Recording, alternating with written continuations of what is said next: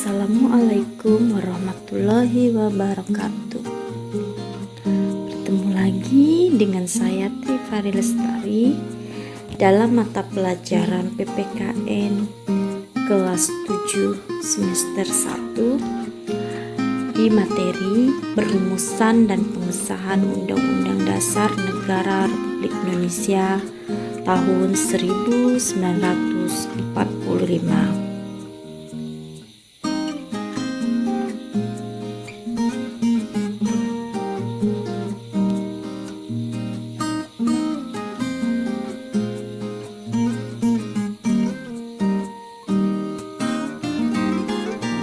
Kompetensi pada materi ini yaitu menganalisis kesejarahan perumusan dan pengesahan Undang-Undang Dasar Negara Republik Indonesia tahun 1945.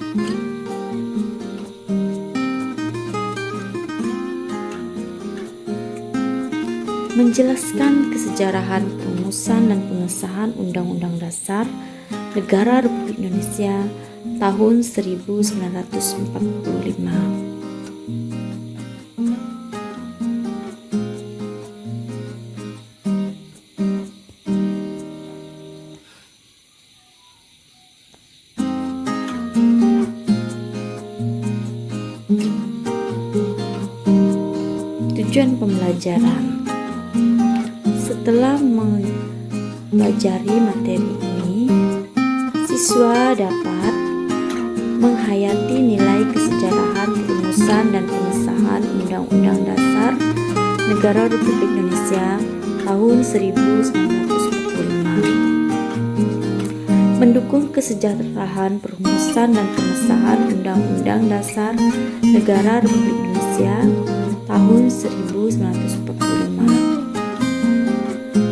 Menganalisis kesejarahan perumusan dan pengesahan Undang-Undang Dasar Negara Republik Indonesia tahun 1945 dan mendemonstrasikan proses kesejarahan perumusan dan pengesahan Undang-Undang Dasar Negara Republik Indonesia tahun 1945.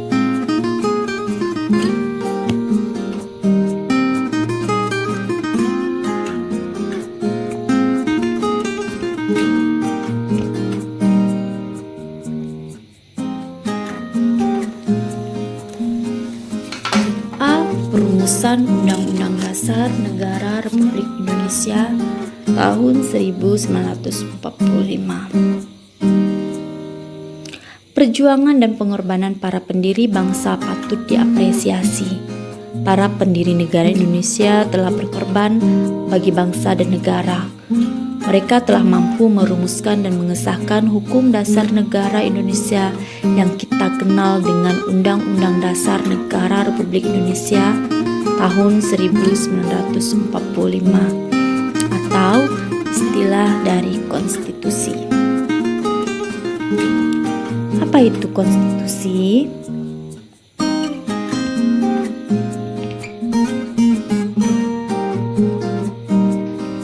Konstitusi adalah hukum dasar yang menjadi pegangan dalam penyelenggaraan suatu negara.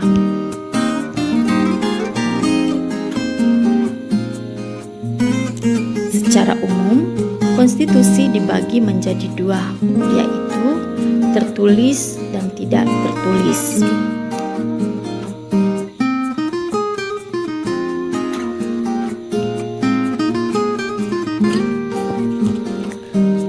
Konstitusi tertulis adalah aturan-aturan pokok dasar negara, bangunan negara, dan tata negara yang mengatur kehidupan bangsa dalam hukum negara. Konstitusi tertulis kita kenal dengan Undang-Undang Dasar Negara Republik Indonesia tahun 1945. Konstitusi tidak tertulis disebut juga konvensi, yaitu kebiasaan ketatanegaraan yang sering timbul dalam sebuah negara. Dalam bab ini kita akan mempelajari tentang konstitusi tertulis, yaitu Undang-Undang Dasar Negara Republik Indonesia tahun 1945.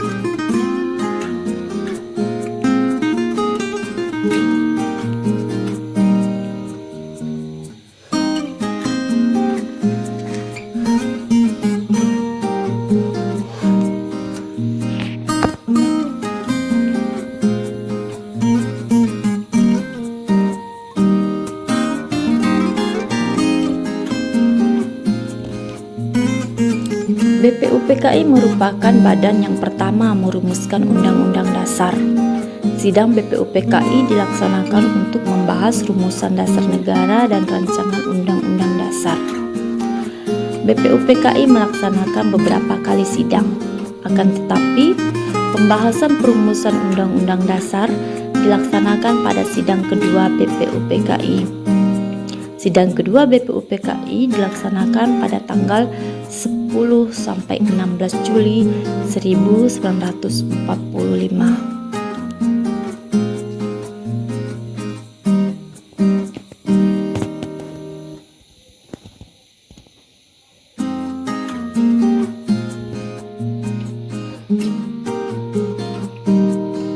Sidang awal pada 10 Juli 1945 dilaksanakan melalui 2 tahap.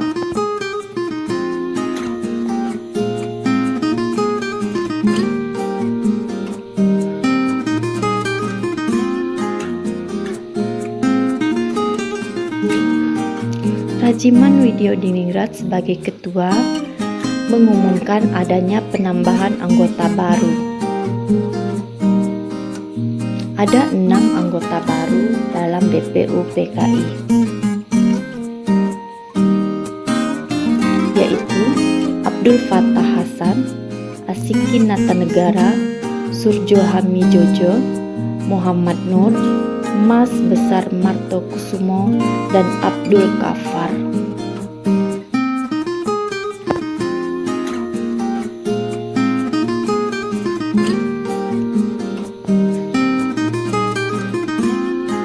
Tahap pertama, pada tanggal 10 Juli 1945, BPUPKI membahas tentang bentuk negara. Dan pada tahap kedua, membahas tentang wilayah negara. Sebelum sidang dimulai, Ketua Sidang Rajiman Widyodiningrat menegaskan bahwa anggota sidang wajib saling menghormati pendirian. Tidak dibenarkan memaksakan kehendak kepada orang lain agar menyetujui pendirian kita. Dalam persidangan, setiap anggota menyatakan pendiriannya dengan merdeka, bebas dari pengaruh atau paksaan siapapun.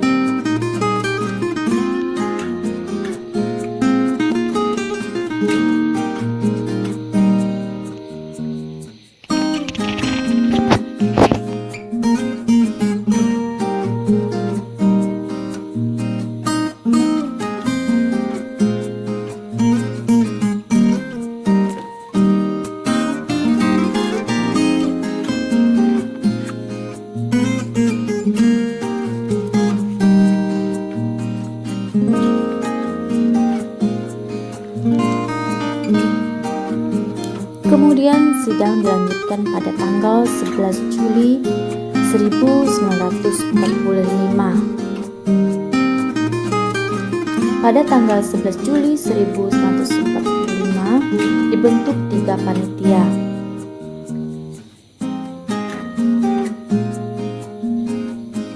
Yang pertama, panitia perancang Undang-Undang Dasar yang diketuai oleh Insinyur Soekarno. Kedua, panitia pembela tanah air yang diketuai oleh Abi Kusno Cokrosujoso. Dan ketiga, panitia keuangan dan perekonomian diketuai Dr. Andes Muhammad Hatta. Pada 11 Juli 1945, panitia perancang Undang-Undang Dasar melanjutkan sidang dan menghasilkan kesepakatan sebagai berikut. 1. Memutuskan bentuk negara unitarisme atau serikat. 2. Kepala negara di tangan satu orang, yaitu Presiden. 3. Membentuk panitia perancang Declaration of Rights yang beranggotakan Ahmad Subarjo, Sukiman, dan Prada Harahap. Dan keempat, membentuk panitia kecil perancang Undang-Undang Dasar yang diketuai oleh Dr. Supomo dengan anggota Mr. Wongsonegoro, Mr. Ahmad Subarjo, Mr. A.A. Maramis, Haji Agus Salim, dan Dr. Sukiman.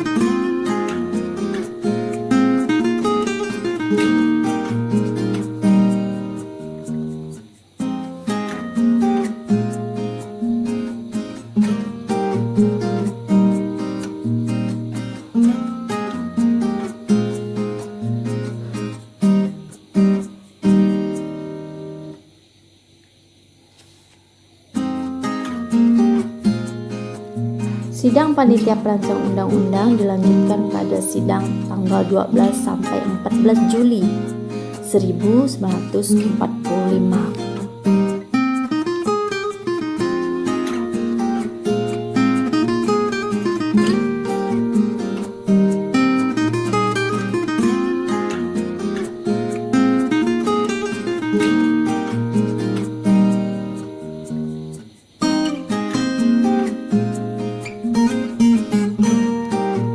Pada tanggal 13 Juli 1945, panitia kecil perancang undang-undang, yaitu Profesor Dr. Supomo, berhasil menyepakati beberapa hal, antara lain lambang negara, negara kesatuan, sebutan MPR, dan membentuk panitia penghalus bahasa. Pada 13 Juli 1945 juga telah diputuskan hasil perumusan rancangan hukum dasar. Rancangan tersebut kemudian disempurnakan bahasanya oleh panitia penghalus bahasa.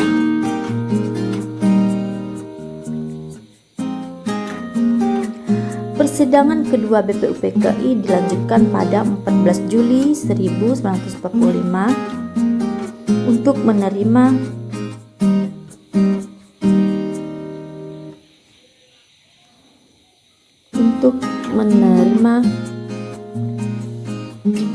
laporan panitia perancang Undang-Undang Dasar.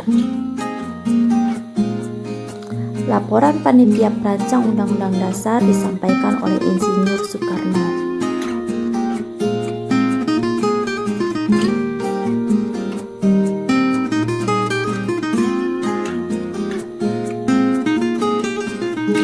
Adapun hasil laporan yang disampaikan Insinyur Soekarno meliputi 3 hal sebagai berikut. Yang pertama, pernyataan Indonesia Merdeka. Pernyataan Indonesia Merdeka yang terdapat dalam rancangan teks proklamasi diambil dari alinea 1, 2, dan 3 Piagam Jakarta. Kedua, pembukaan Undang-Undang Dasar disepakati dari Piagam Jakarta, alinea keempat. Ketiga, Undang-Undang Dasarnya sendiri, yaitu batang tubuhnya yang berjumlah 42 pasal. Dari 42 pasal tersebut ada 5 pasal aturan peralihan dengan keadaan perang serta 1 pasal aturan tambahan.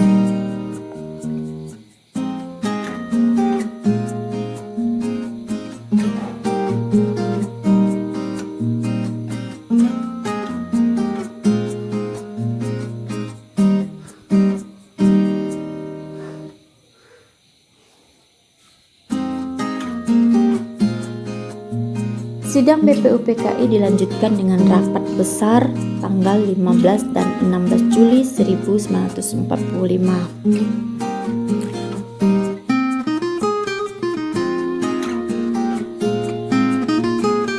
Pada 15 Juli 1945, agenda sidang adalah pembahasan lanjutan rancangan Undang-Undang Dasar Negara.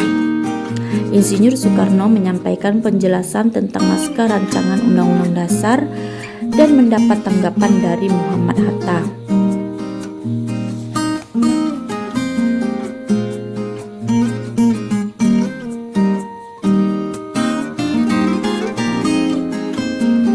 Selanjutnya, Mr. Supomo diberi kesempatan menjelaskan naskah rancangan Undang-Undang Dasar. Ketua panitia kecil ini menerangkan secara rinci mengenai pasal-pasal rancangan Undang-Undang Dasar.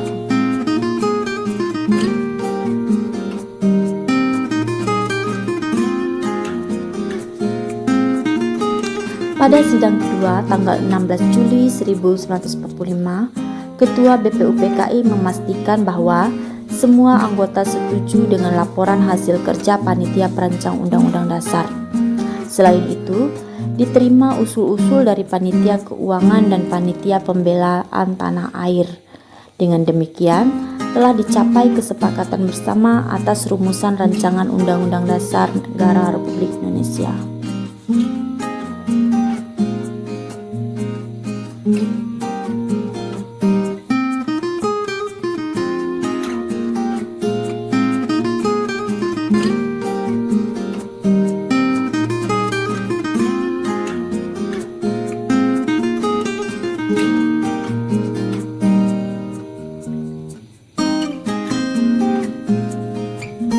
Tindak lanjut seusai sidang BPUPKI kedua.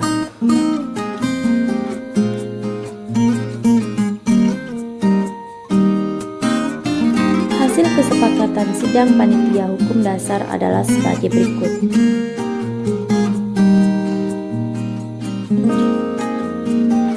Membentuk Panitia Perancang Declaration of Right yang beranggotakan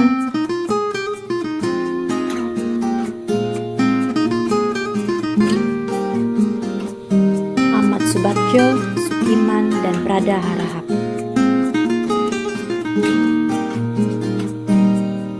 Bentuk negara kesatuan atau unitaris.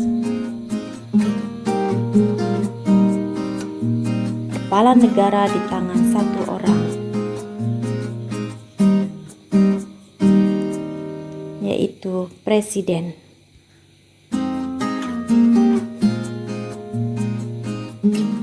Selanjutnya, BPUPKI melaporkan hasil kerjanya pada pemerintah bala tentara Jepang.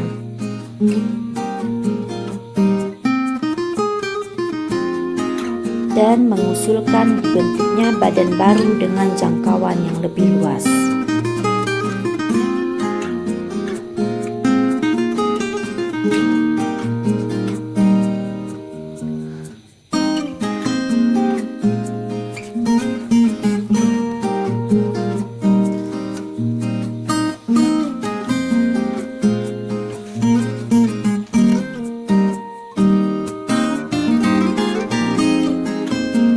Catatan penting,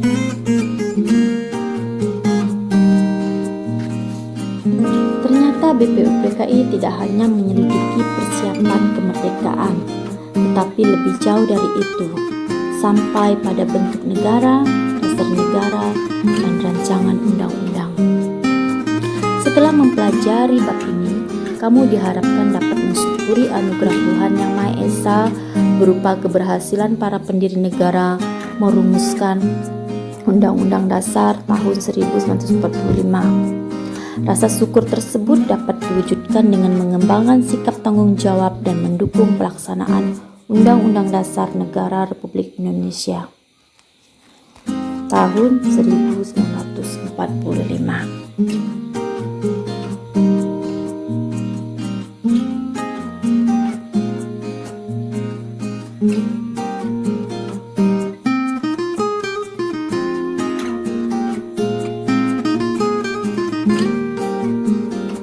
Selanjutnya, pengesahan Undang-Undang Dasar Negara Republik Indonesia tahun 1945.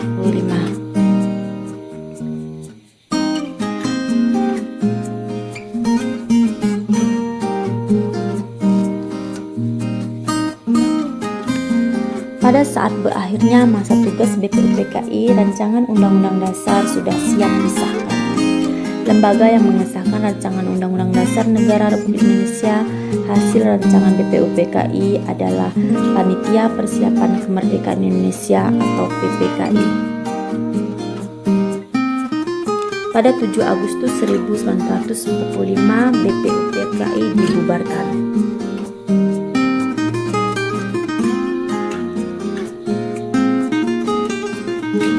Soekarno kemudian diangkat sebagai ketua. Selanjutnya dibentuk Panitia Persiapan Kemerdekaan Indonesia, yaitu PPKI.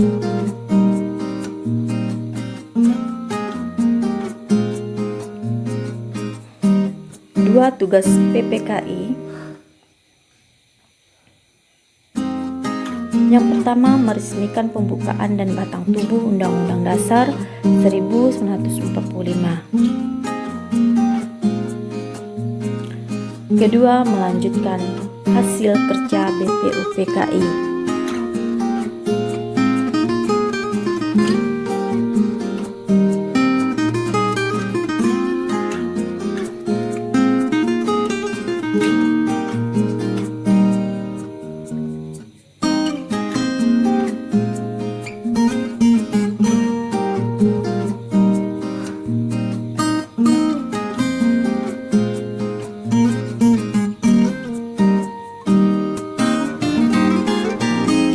PPKI bertugas mempersiapkan segala sesuatu terkait masalah ketatanegaraan negara Indonesia, yaitu mengesahkan hukum dasar, menetapkan presiden dan wakil presiden, serta membentuk Komite Nasional Indonesia Pusat.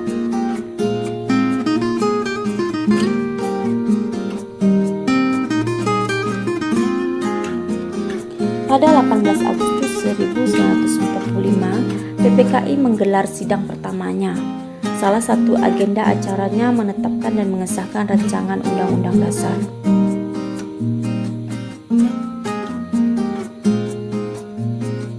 Undang-Undang Dasar 1945 disahkan melalui 2 tahap.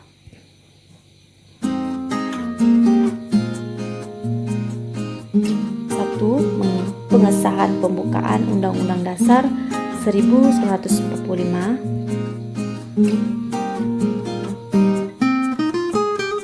Dua, pengesahan batang tubuh Undang-Undang Dasar 1945.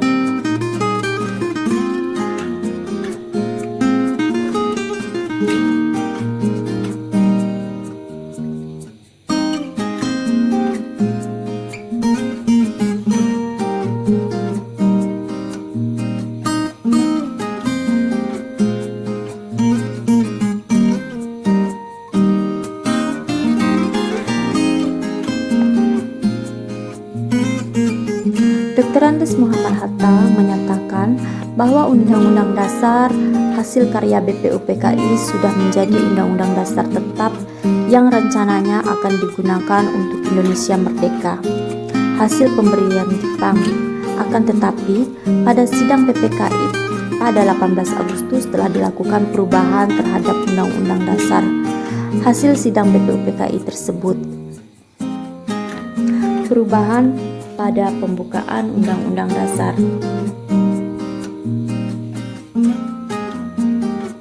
Kata mukadimah diganti dengan pembukaan.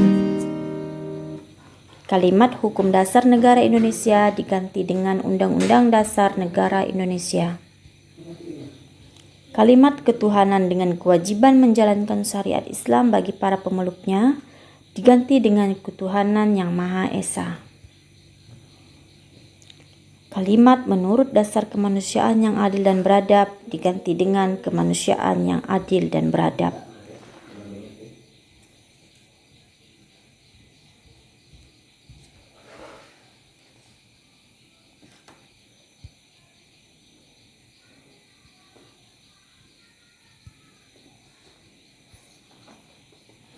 Yang kedua, perubahan pada batang tubuh Undang-Undang Dasar. Istilah hukum dasar menjadi Undang-Undang Dasar.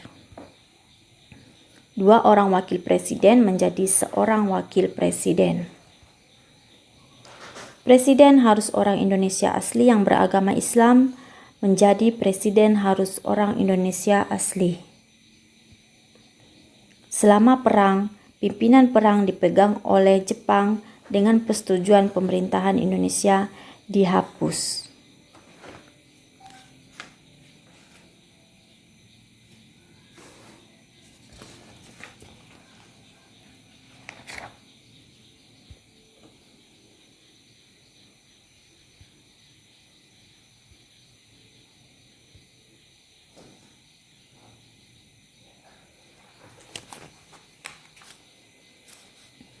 Secara lengkap, Undang-Undang Dasar 1945 terdiri atas pembukaan, batang tubuh, dan penjelasan.